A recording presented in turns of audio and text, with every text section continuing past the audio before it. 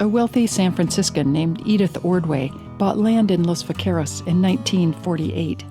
She kept monkeys and doves, as well as more conventional animals at her ranch, and soon built a reputation for eccentricity. Here's what the Water District book From Rancho to Reservoir says about her. She is remembered with awe as a real cowgirl who could outdrink and outfight the guys. Although charming and gracious when sober, she was a real hellcat when she drank, and she would take a shot at anybody without provocation. A neighbor recalled that he often drove guests to town who had been hit by buckshot. Given how beautiful the spot is, it's quite likely that humans favored it long before the time of Edith Ordway. The best places to live are the same whether you were an Indian, a Spanish Rancho owner, or a homesteader.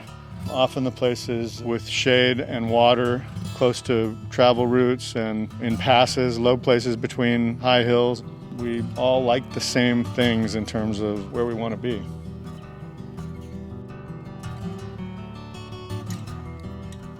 The arrival of the Spanish in California at the end of the 18th century spelled doom for the native peoples who had hunted and lived on the land we call Los Vaqueros.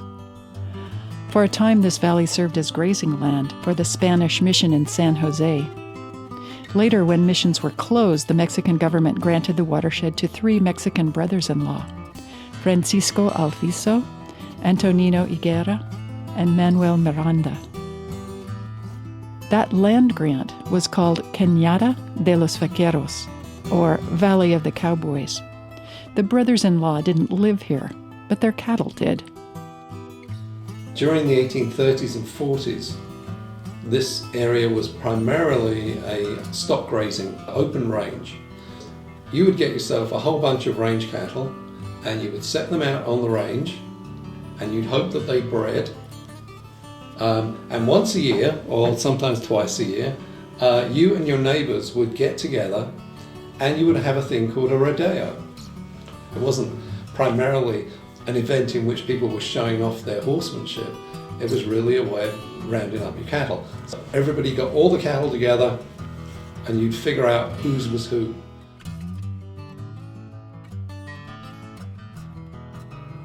The Mexican-American War ended in 1848. The victorious Americans vowed to honor Mexican land grants if they were legitimate. During the years while that vague pronouncement was being sorted out, squatters moved into Los Vaqueros. We'll hear about 3 of them in segment 6 at the junction with the Adobe Trail. That's just 5 minutes ahead.